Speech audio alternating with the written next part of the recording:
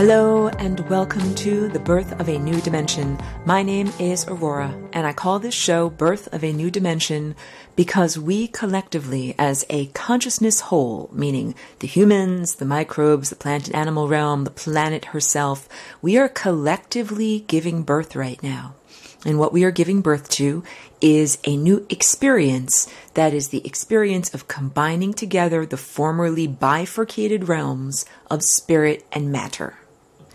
Now, if you feel more comfortable with the term energy or consciousness or something other than spirit, you can do that. You can replace that. But the idea is, and I speak about this all the time, and forgiveness from anyone who is a long-term listener. Thank you for everyone who tunes in every week, who's been doing so for years.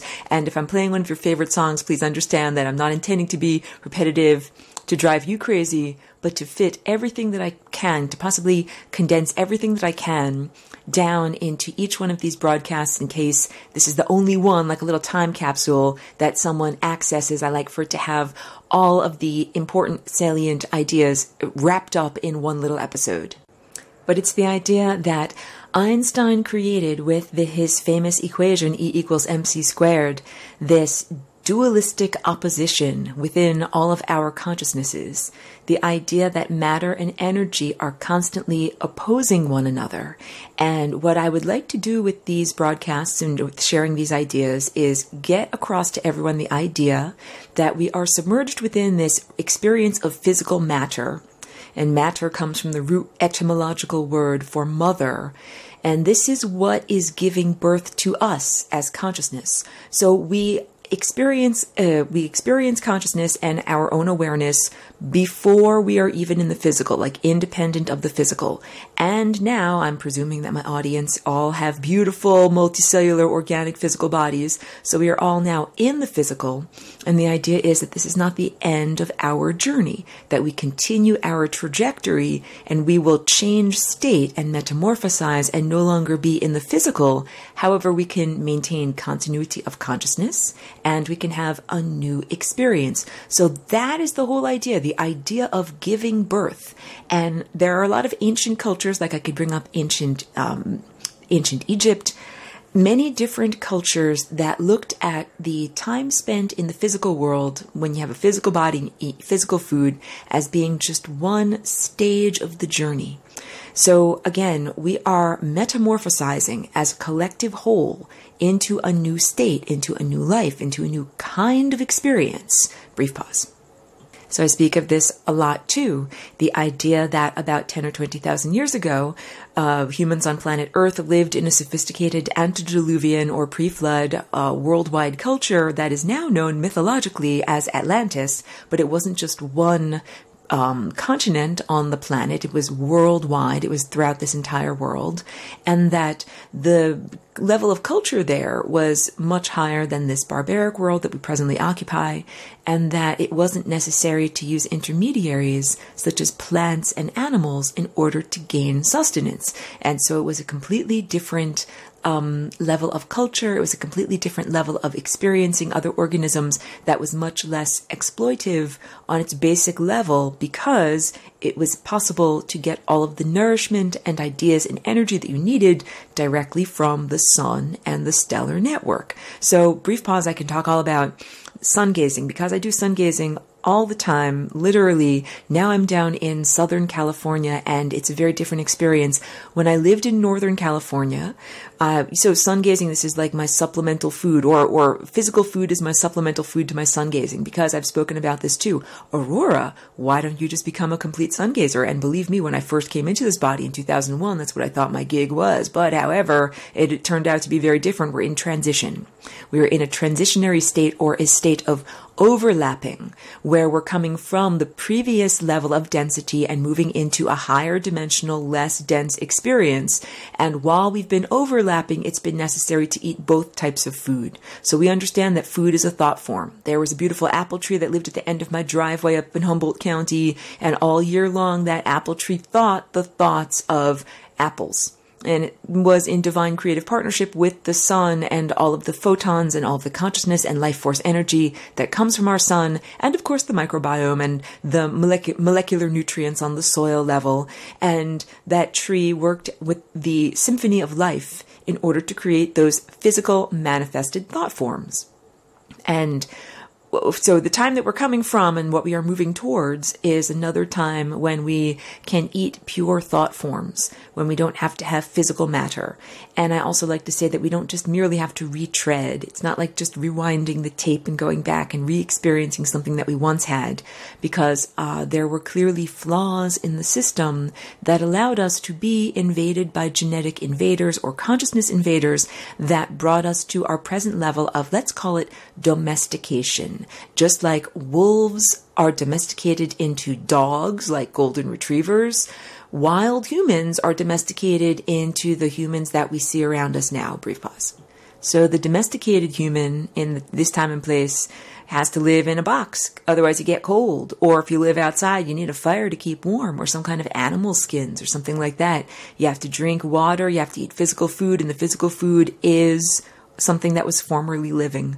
You got to eat either a plant or an animal, and both of those things have consciousness. Both of those things have a lifespan and a metabolism. They have a beginning, a middle, and an end, a birth, a continuity, and then a death. So I also have to bring this up. You know, I speak about the same topics each week, and I often get the same comments from the same people. It is wonderful if there are vegetarians and vegans out there. I'm happy that you have found a diet that works for your particular biological body system. However, there's such a level of diversity in humanity and in the plant kingdom and the animal kingdom that it is inappropriate to say that there is a one-size-fits-all solution for everyone. And I think you might notice, if you've been listening to my broadcasts for any amount of time, I don't tell people what to do, that this is part of my basic value system of fostering freedom. I'm literally like an art teacher, and it is anathema to me to squash someone else's creativity by saying, oh, you must paint this bowl of fruit, or you must paint a vase with flowers in it. I'm not going to tell you what to do. However, I will give you information about materials. I will tell you, this is what a paintbrush is. This is how you do additive color mixing. This is how you wash out your paintbrushes with turpentine. Like, I'll give you all the tips of the trade, but I'm not going to tell you what your painting should look like. So your body is your instrument. It is your art project. So it's both like your musical instrument and also your physical manifested art project. All of your thought forms and your carefully handcrafted belief system and all of the things that you do and don't do and all the things that you eat and don't eat all add up to your particular art project that is known as your body. And then you get to use your body to travel through time.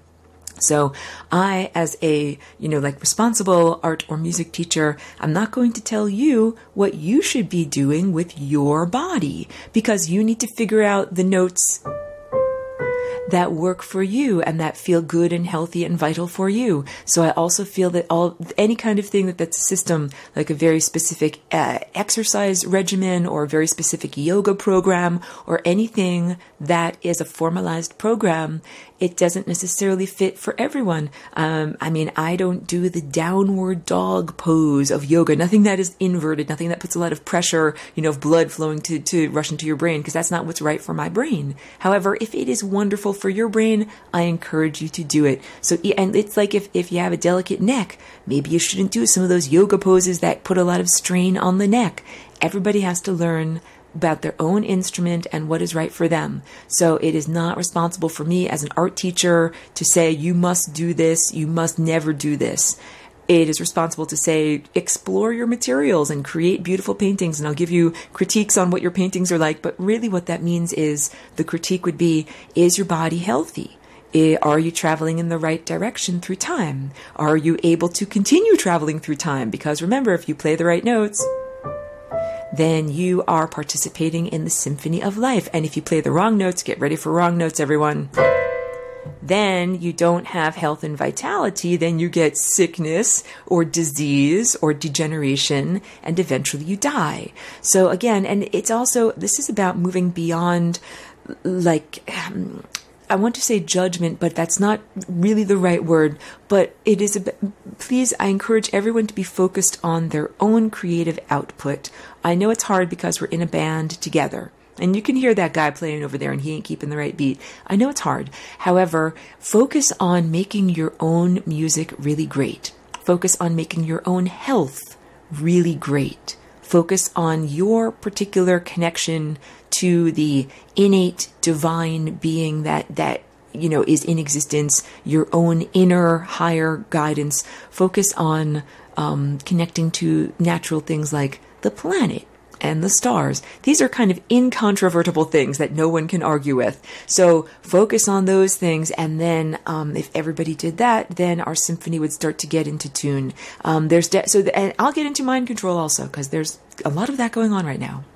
There are a lot of outside sources right now that it's funny because I feel like the most vociferous people are not often the best musicians, the people that should really be listened to. So there's a big cacophony right now. There's lots of different people. There's lots of people that say, listen to me, I'm the best musician, I'm the best music teacher, do exactly what I say. Hey, I mean, there's diet programs out there of people that believe that you should fast completely for 40 days or that you should drink nothing but concentrated grape juice. I'm not exaggerating. There are people that believe that that is good and healthful for them. I'm not going to tell anybody what to do. I don't feel like that is a good and healthful thing for me to do, so I'm not doing it. And really the only thing that I can offer to others is my own life experience as a template for health and for vitality. And so what I have managed to do is do a new dance with my DNA. And if you're new to this broadcast, I call that dance the Flying Rainbow Lasagna. And it is named lasagna because of its resemblance to the curly edge of a lasagna noodle. And it is a genetic oscillation. So basically, my story is, and I only bring up my story because that's what relates to the Flying Rainbow Lasagna, the previous occupant of this physical body, the human ego structure that lived in this body, was literally killed when there was a metabolic death about 17 years or so ago. And I, as an abstraction of consciousness, oscillated the DNA strands of this body and made them do a new dance. And the new dance said, you don't have to die. You can transcend the limitations that have been programmed into this DNA and into this physical body and have a new experience. And there was also a lot of brain trauma and neurological damage. So not only did I do this dance and the body didn't die, but I'm clearly not a vegetable lying in bed. Clearly I can walk and talk and make extensive artwork and even sing and play the piano. So I do all these things. I like to joke, I do 10,000 impossible things just before breakfast. And it's true because the brain damage and neurological damage was intended to make it so that I could never share my ideas, like never verbally articulate my ideas or never effectively share my inner world with the outer world. So clearly I jump up and over all of those barriers or hurdles or limitations every day. And that's the template that I can share with other people, that you don't have to die, you can transcend profound trauma and you can find profound healing. And that also, I mean, for people that know me and for people who don't know me, I am very joyous and I focus on all of the wonderful things that I'm doing, like making artwork or sharing ideas or teaching the webinar that I do, Lessons for Full Spectrum Humans, connecting effectively with other people, that I'm really very joyous. And or if you look at the emotional spectrum, I'm definitely at the happy end of the spectrum, and that I tend not to focus on the difficulties, the losses, the trauma, the things, like, because I'm learning that there is a whole segment of the population, like, first of all, the entire planet has been traumatized, and that happened about 10 or 20,000 years ago. And in every generation, people keep getting re-traumatized, and this is like the tiny fractal reoccurrence of the big trauma that happened to all of us a long time ago. And then I'm also learning in this generation, like, there are a lot of people that identify with their trauma, and they're like, oh yeah, this bad thing happened to me and that makes me who I am, and I have to say that this happened to me, and if I don't keep on talking about it and affirming it, then somehow I will lose something in some way.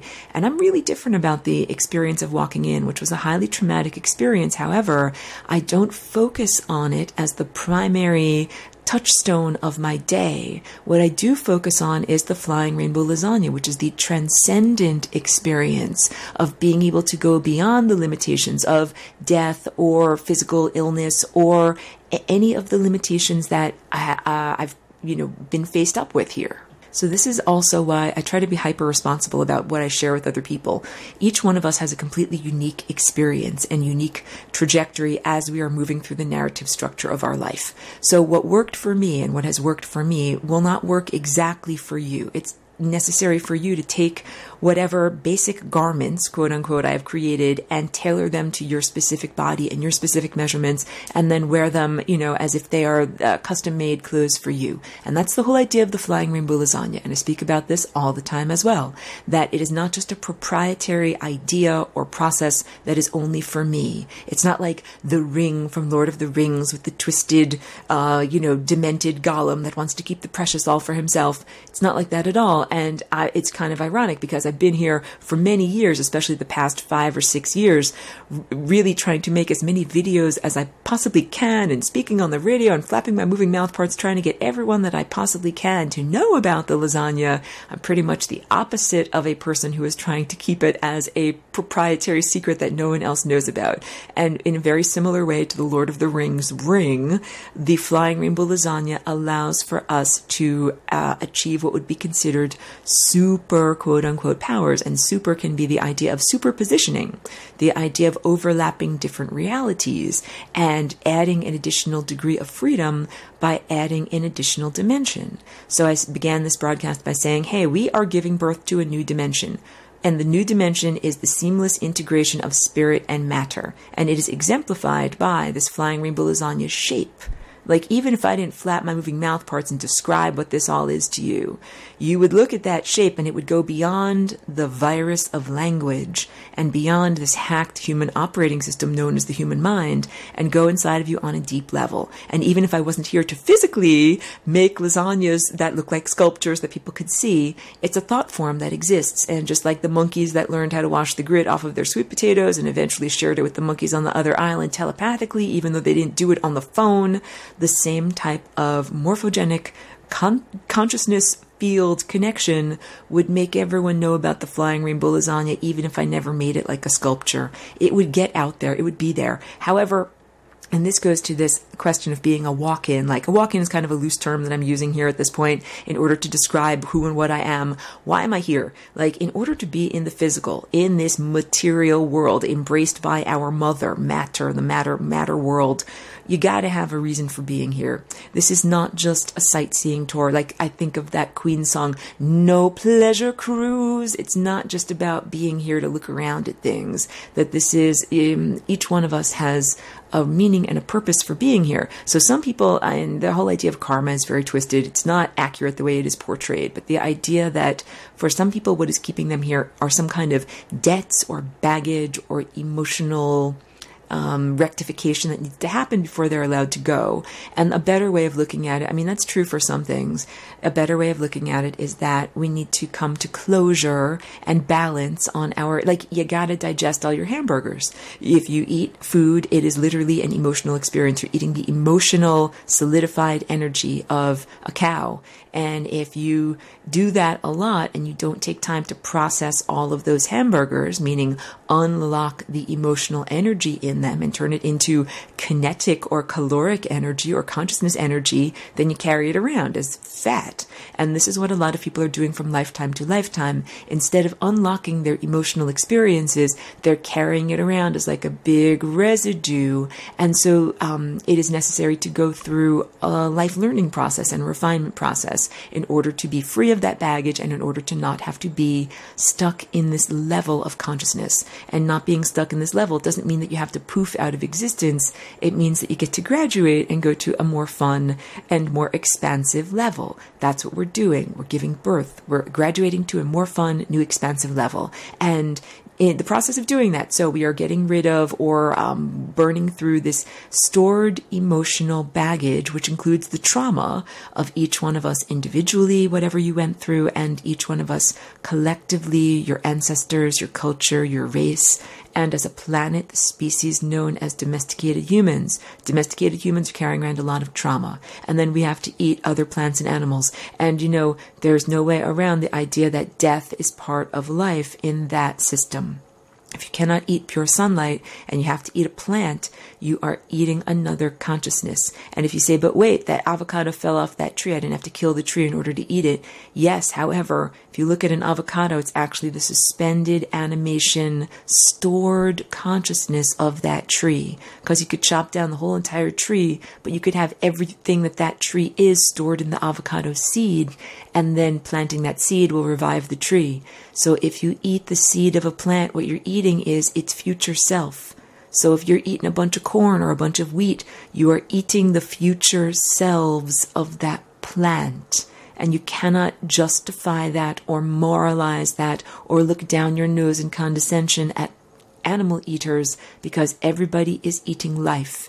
And if you are utilizing the fermentation process, you are also eating life. Literally, many trillions of tiny microorganisms are digesting the food that you are then going to eat and digest those microorganisms. And the gut bacteria in your body are doing the same exact thing. You cannot live without those gut bacteria. You do not eat your food directly. Technically, your gut bacteria eats your food, and then you eat the byproducts of your gut bacteria and the gut bacteria themselves. So this is recognizing and accepting and even celebrating the interconnectedness in the symphony of life. This note up here relates to this note, to this note, to this note here, this one down here, and even this note down here. That all of these life forms fit together. So again, getting out of the condescension, judgment, human mind type of stuff. And we can also, if you want to go into pure rationalism, the idea that vegetarianism and veganism, if people are eating genetically modified soy in order to replace meat in their diet, it's not necessarily something that is helpful for their body or for the environment. So for people that think that that is again, another form of finger pointing, it's just not effective. So I can go in so many different directions. Again, I'm not going to. The idea is each person needs to be on their own journey, choosing their own color palette, doing what is right for their own body. And I'm going to take that basic premise of do what is right for your own body even further, because, like I said, I don't do some yoga poses because they don't feel comfortable to me. Each person should do what is comfortable with their body at every moment throughout the day. And if everybody did that, literally society would be stretched to its breaking point, because you might need to move your body in a way that is considered to be socially unacceptable. Like if you consider sitting on a bus or sitting on a plane and in those little constrained, constricted seats, that is socially acceptable. And getting up and stretching your legs or walking around too much or bothering and jostling your neighbors is not supposed to be okay. But the truth is you need to do that so that you don't get blood clots in your legs. That's just a very small example of what I'm talking about. That what we really need to all be doing is essentially living and using our bodies the way that little kids do before they become domesticated. So little tiny infants and children that are not yet completely socially controlled, they run around a lot. They wiggle around a lot. They move their bodies and they do all sorts of funny things. Sometimes they might roll around on the floor or stretch out their legs or stretch out their arms or spin around in a circle. Like when little children are not socially constrained, they do what feels right and comfortable for their body. And it's the socialization process and teaching young people to sit in a desk and not to wiggle at school and to always keep their eyes front, that this is the domestication process. This is like when you take a horse that is a young, tiny, newly born horse and... Oh, I just need a drink of water, brief pause. The way that horses are prepared for actually wearing a saddle and having a rider in adulthood is when they are very young, they first have just a piece of rope tied around their middle. And then when they get acclimated to that, then they put a sandbag underneath the rope so there's a little bit of weight there. And then when the horse gets acclimated to that, then they put a saddle on them. And then when they learn not to buck and, roll around and get the saddle off of them, then they begin to place a rider on them. So this is exactly the same process that happens for young people going to school. First, you just learn to go to kindergarten, or first you just learn to go to preschool. And that's like, oh, you have to get up at this time, you have to brush your teeth at this time, you have to put on your little shoes, and you have to put on your little jacket, and you have to go off and go someplace other than your house at a certain time of day. And in kindergarten, it's all like fun and you're playing with your friends. But then when you go to first grade, it's like, oh, you have to go to someplace else other than your house for a certain amount of time. And then you have to start to make your brain do what other people want you to do. So this is all about all sorts of different things in the control mechanisms here. Because it's what now you're understanding why, as an art teacher, I'm not telling you what to do with your paintbrush. I don't want to tell you what to eat. And I don't want to tell you what to do with your body. And I don't want to tell you what your creative expression should be like. Each one of us is meant to be a radically self-responsible artist of time. That means that every moment of the day is a handcrafted, exquisite Fabergé egg of consciousness. Oh my God, people in this time and place, they treat moments as disposable. They're like, how can I waste my time? How can I anesthetize my brain? How can I do something stupid? People are bored. That is the domesticated dog sitting around being bored. And we are supposed to be like wolves. Wolves aren't bored. Wolves run around in the freaking woods doing whatever they want to do, and they don't have to ask for permission, and they're definitely not on a leash tied up to a tree. And if they're hungry, they can eat whatever they want. They don't have to ask for permission from their owner to get something to eat. So when I say handcrafted Fabergé egg each moment of time, I'm speaking about creating reality with your mind. And you don't do this by having your alarm clock wake you up in the morning so that you can go to your job that you don't really enjoy, so that you can work for your boss. And working for your boss means your physical body actions are what boss wants, and your mental actions are also what boss wants. And that means that you have successfully accepted the saddle.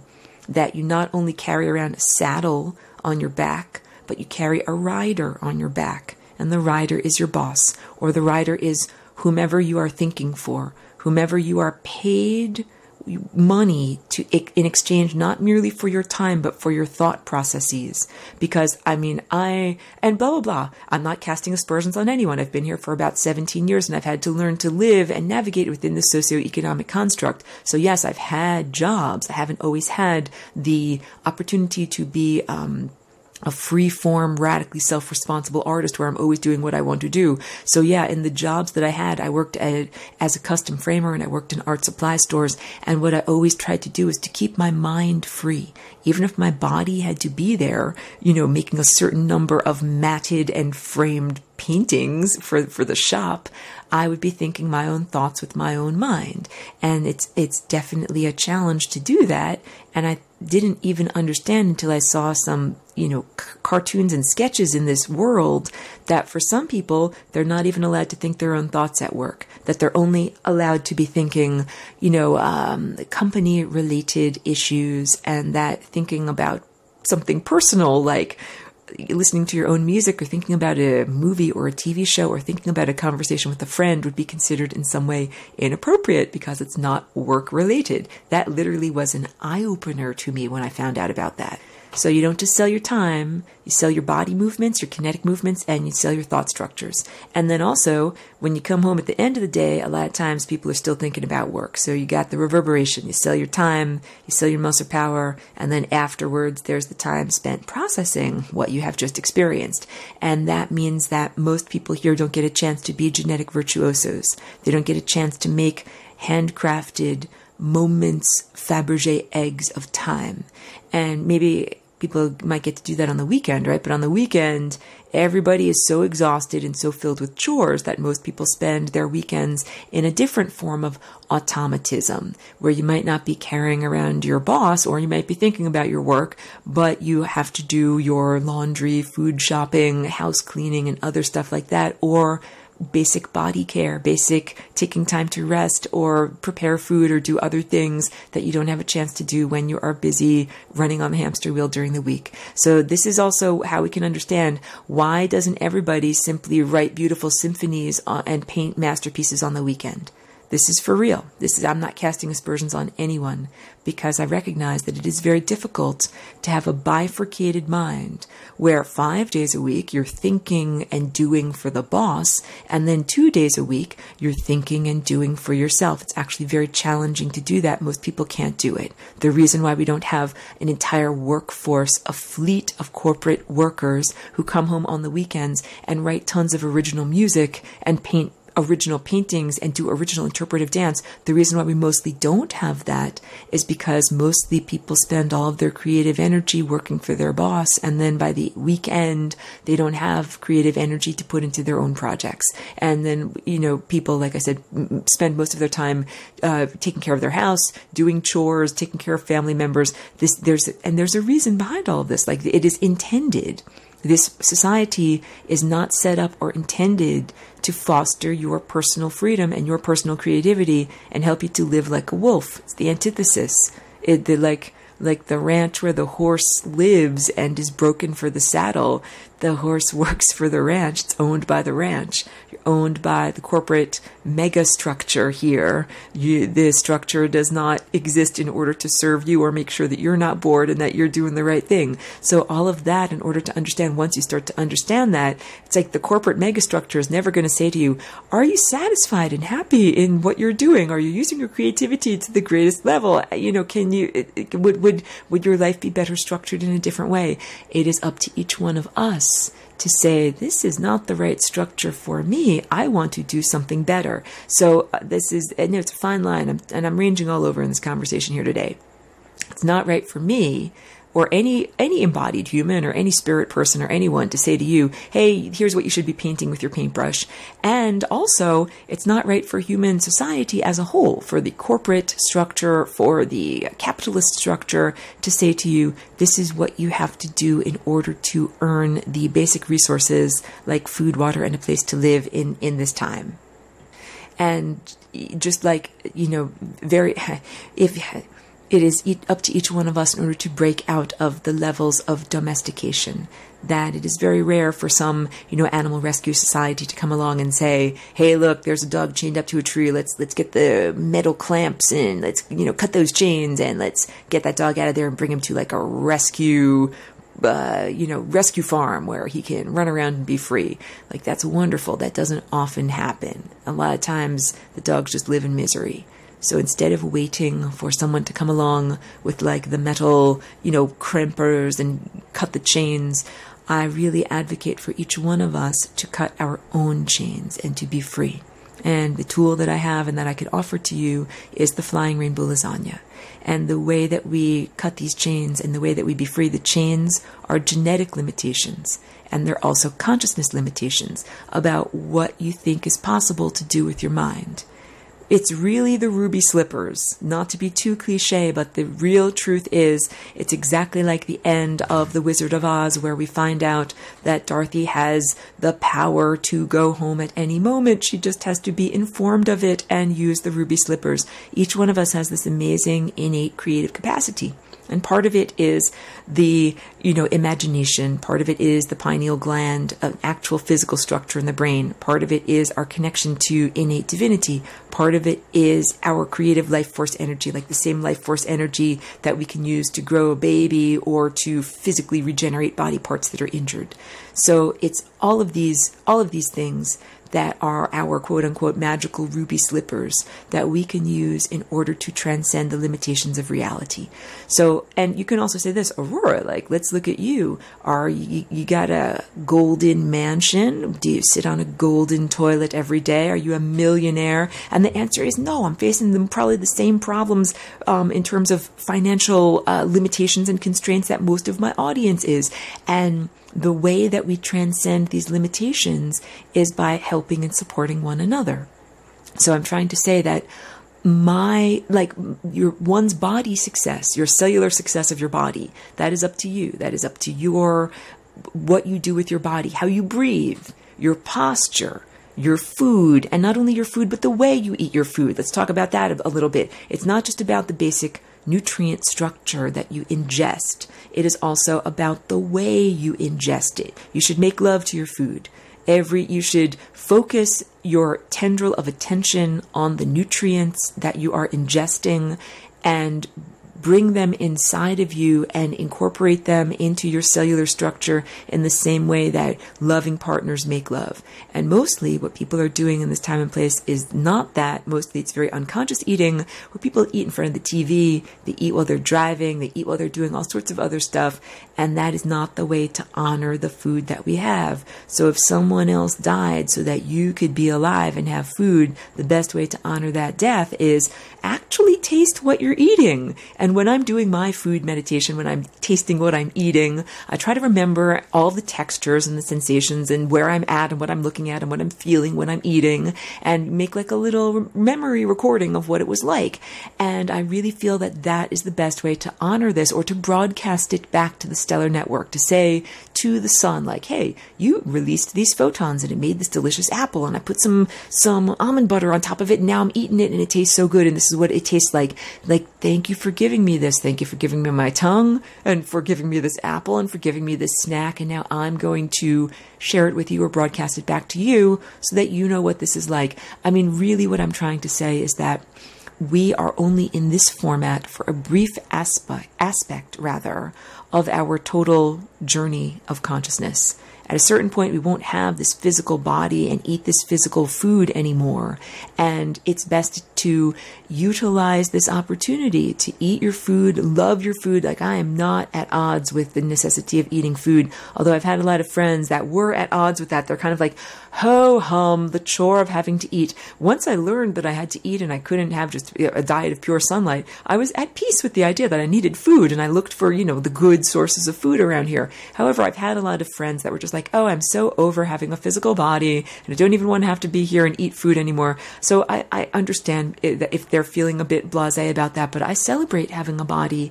While I'm here in this format, I'm like, hey, let's eat wonderful food. Let's honor the food that we do. And so also we're transforming into the spirit and matter revolution here. Brief pause, wait. We're literally transforming into a new type of body. And this new type of body is made of the combination of spirit and matter. That means that it's matter that responds directly to consciousness. And the matter that is around us is no longer dead, inert matter that is described to us by the viewpoint of objective materialism.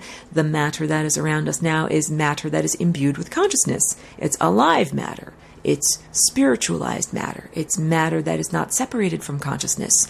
So the Flying Rainbow Lasagne oscillation, it renders moot this membrane of separation, this narrative structure that says you as an individual are separate from the world and separate from the context and separate from other times and separate from other people.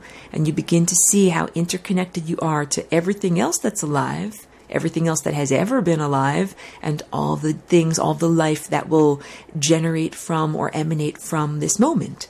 That's the whole point. Yes, we're part of a circle of life. And I feel like people that have so much guilt about their consumption of food or other living beings are not recognizing that they're submerged within a larger structure. That is a symphony. We're all musicians in this beautiful symphony. And the music sounds beautiful when we fit all of the notes together. So if we as organisms and as consciousnesses are all fitting our notes together, it sounds beautiful. And that means we're doing the right things with our body, thinking the right thoughts with our mind, and eating the right things with our flapping, moving mouth parts. So at a certain point, we might eat physical objects, and at another point, we might eat only pure thought forms. And that's what I really envision that we are heading into. We are heading into a world where there will be, like, imagine chefs of the mind that take memories and mental recordings of what sensations and ingredients and experiences were like,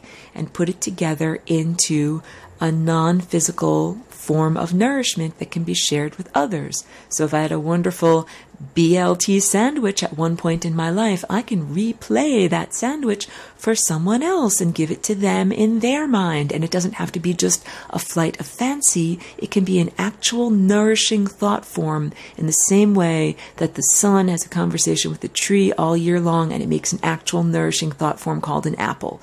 So this is just to give a little bit of an idea of the type of experience that we can all be having. hey, if we are to become pure light eaters, I mean, it certainly does relieve the burden of domesticated plants and animals, because also we have domesticated not just animals, like pigs and chickens and cows and goats, so that we can have them around and use their milk and use their meat.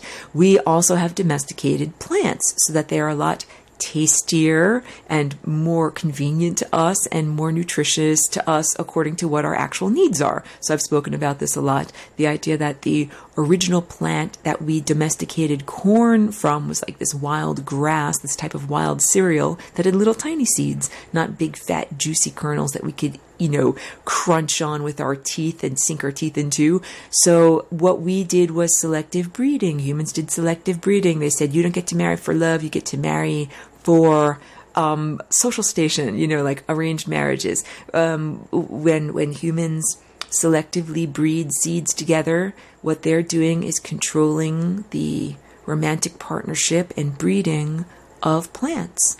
And they're saying, I control your behavior. I don't let you do exactly what you want to do according to your own natural motivations. I make you do what is right for me. And so this is ethical considerations of people who are non-animal eaters. You're using domesticated plants, and there's no way to get around that. So when we become light eaters or consciousness eaters or idea eaters, what that means is that we no longer have to exploit and domesticate plants and animals. And it also means that our economy changes. It's not about like, hey, I have my field full of cattle, and then at the end of the year I sell them to the market and I take my money and stick it in my back pocket and go off and do stuff with it. It is more like, oh, the person that has the most ideas, or the most vivid and focused ideas, or the person who can share their thought forms the best, is like the cattle rancher that has a field full of cattle and gets to sell them at the marketplace. It is an idea-based economy. So, and this also has to do with, there's a lot of people that want some kind of abundance funds. I don't mean to burst your bubble, but I have to burst your bubble because that's just a totally inappropriate expectation. That there are no abundance funds for light workers, and that this fabrication has been going on for a long time with the idea that someone's going to magically fill up your bank account so that you can, like go around sprinkling magical fairy dust on people. And that's just not effective, because what has happened is the people that believed in that sat around for many years saying, oh, I don't have to actually start a business or work together with others or start a garden or do any of these different things that are productive in order to get money. I just have to wait for my abundance accounts. So that's why that falsehood went around, and it's why I don't promote that idea. So we would change from the idea of having lots of physical food substances and being able to sell the surplus in order to get money, to having a surplus of ideas and being able to trade or barter or sell or energetically exchange those with other beings in order to get resources and get the things that you need. And it goes further.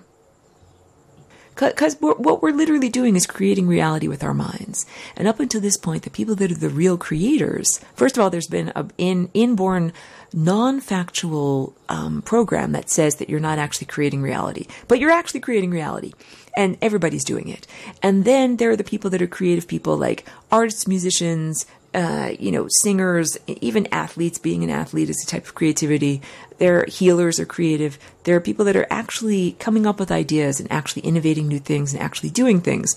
And a lot of times in this time and place, those people are not directly rewarded. That it is the entrepreneurs or the people that have people skills or the people that know how to exploit and sell ideas who are the people who actually have the profit, the profiteers. So in this place, I'm trying to say that there's an inverted world where you can come up with a wonderful idea, but not necessarily make $1 million off of it, that it's often the guy that starts the business and actually manufactures it and actually distributes it, that's the guy that ends up making $1 million off of your idea. However, when we move into this new state that we are moving into, the birth of this new world that spirit and matter is together, it's not like someone else is going to be able to come along and exploit your ideas. It's like the way your hair grows off of your head. It's like, that's your hair. That's connected to you. All of these thought forms that you emanate, they come from you. And that's also why we have to take radical self-responsibility, because if you've got big, ugly thought forms emanating off of your head, You grew them there. They came from you. You can't really scapegoat or blame anyone else on this. So it also means radical self-responsibility. We're working on a collective art project here, a symphony where everybody's got to play the right notes together, or a mural, or like a giant mosaic, a big graffiti wall tessellation where everybody is trying to work together and make this beautiful thing all look good together. So as we're in transition here, part of this is, clearly I use physical food. I go to a grocery store, I pay for my food with money. We're in this transition where our thought forms can help to support one another. And so this is not like me doing a free plug or whatever. I'm trying to say that we as plants in a meadow all support one another energetically and in our physical and financial endeavors.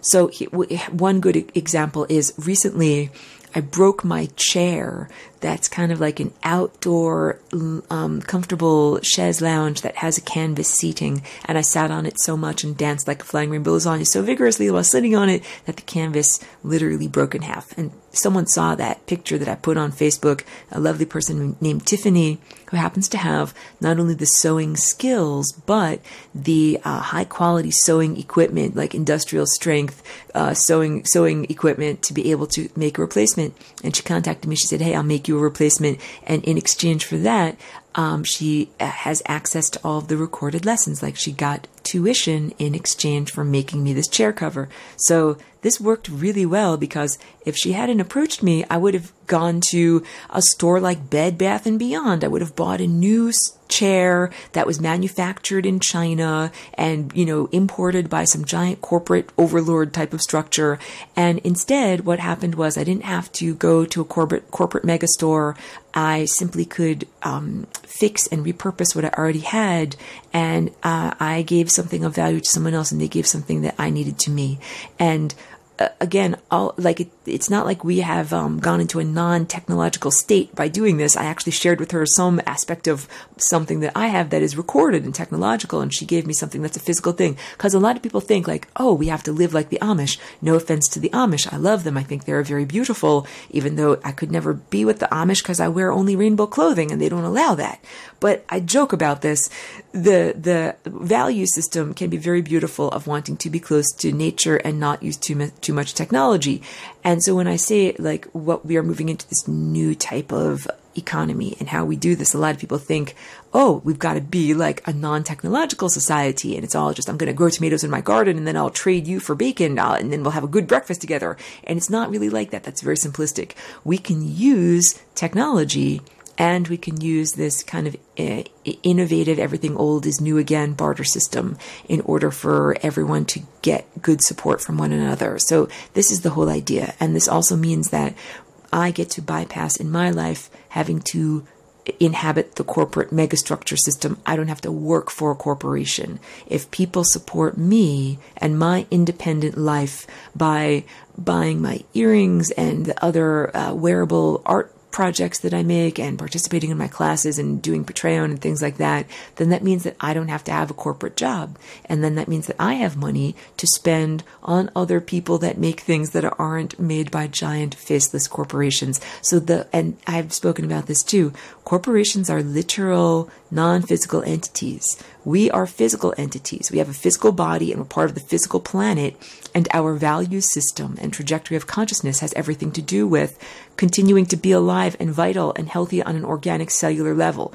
But a corporation, it can stay alive, quote unquote, alive, even if it is doing things that harm the planet. It's like if you cut enough blood out of your blood supply, you don't get to be alive anymore. And if we do enough harm to the environment on this planet that we are on, we don't get to be alive anymore. That's part of the deal for being here. But corporations don't have to worry about that. They can pollute and they can do whatever they want because they don't need the health and vitality of the physical body to be in existence. So they have literally no motivation for keeping the planet healthy and alive and vital, or for keeping you as an individual healthy and alive and vital. And that's why corporations have absolutely no problem with saying your job is to sit in a chair for 8 hours a day and not wiggle around and not move and not make yourself feel less bored and to keep your eyes front, and instead of staring at a teacher, you stare at a computer screen or at a boss. And that is what you learned to do, to sacrifice your time and your creativity and your basic physical organic health in order to serve a non-physical overlord that is known as the corporate megastructure, and that is expressed by the capitalistic value system of profiteering. So plants in a meadow all work together to support one another. You don't have just one little blade of grass that just grows up out of a field of mud with nothing around it.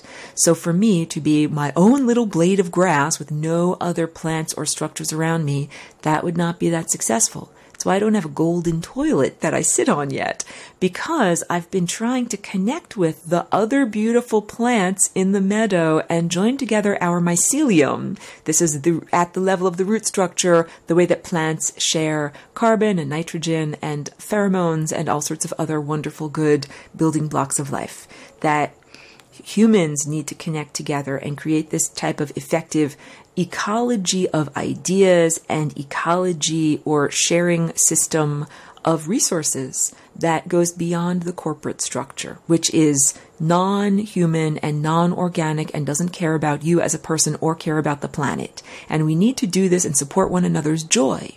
The person that sewed me that chair was very joyful and made a beautiful rainbow-colored canvas project for me that I'm so happy that I get to sit on every day, and I joyfully shared the recordings that I have to share with her. And neither of us felt like, wow, I'm really sacrificing my life and my time and my health and my vitality so that I can get money so that I can then finally go on a vacation and feel a short amount of time of freedom. That's not what we were meant for. That's not what we were designed for. So it is time for each one of us to break free of our bonds of domestication. It's mental bonds. It's bonds of how you are programmed to behave. And believe me, previous generation probably did a number on each one of us saying, oh yeah, in order to be a good person, you got to work for a corporation for a certain number of years and then retire. And that's what you do if you're a responsible person. I'm drinking some water here. If you don't do that, then you're an irresponsible person.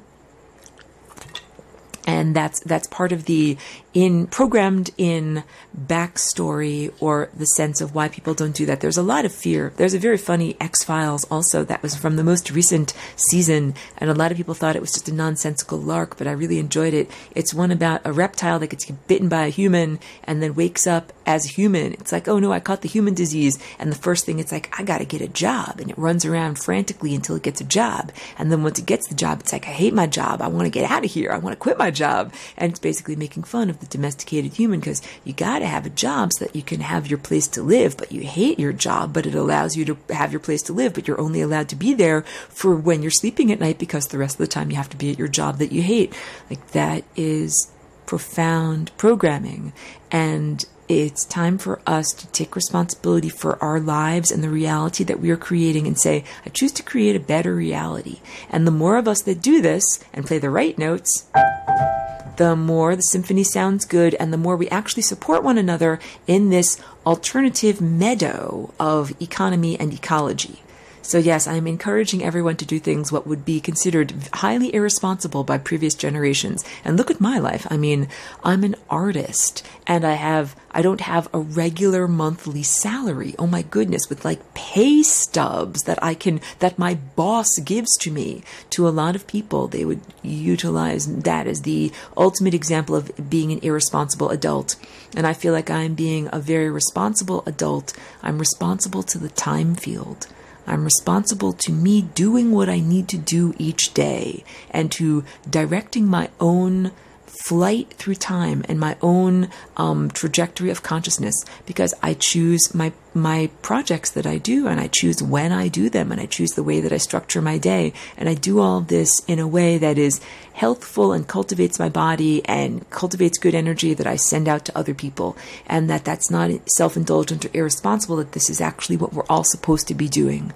That when you sacrifice your own health and vitality in order to do things that you feel on a soul or on a spirit or on a consciousness level aren't right for you, but that give you temporary short-term gains in the terms of like getting some cash, that's not actually a good thing to do. But society will pat you on the head and tell you you're a good dog for doing that. And especially if you work for a major pollution corporation. Be like, good job, good dog. You went to your pollution corporation job today and then came home and, like lived in your house and bought your domesticated food. Like, you're not going to get patted on the head for living off grid and investing in Bitcoin or some kind of alternative currency, or, doing anything that is an alternative to the prescribed limitations that society wants you to go in. Like, as a horse, you're not going to get rewarded if you throw the rider off of your back and get the bridle off of your face and start running around with no one telling you what to do. That's like being a wild horse. Actually, a lot of people in the United States government do not like wild horses, and they actually have wild horse eradication programs, which is quite horrible. It's like, that's what animals are supposed to be like, and they don't like that those animals are being the way they're supposed to be. So I'm trying to say, we wild horses, we wild undomesticated humans have to support one another. We have to help one another. We have to say to one another, hey, we're doing the right thing. We're modeling a new template of behavior. We're creating a new sub or suprastructure, like a new mycelium that ties everything together. Because the corporate structure is one mycelium, or one level of sharing of nutrients. You get paid by your boss, and then you go to the regular grocery store and you pay your food. But you can also get paid at this point through all sorts of alternative, income streams. And I'm not just trying to make this into a giant commercial for me, but I'm just trying to say that in my life, I've developed all sorts of different ways of making different art projects, different creative output, in order to share it with other people and get money from it without having to work for a corporate overlord. And I'm not just trying to say people that work for corporations aren't good. It's like when I talk about religion, I'm not here to look down my nose or condescend to anyone.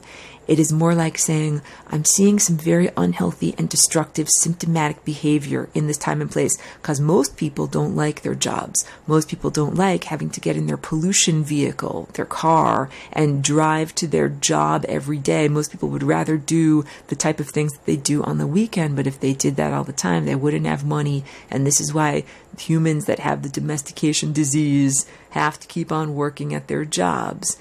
I'm also looking at what's going on in terms of alternative media.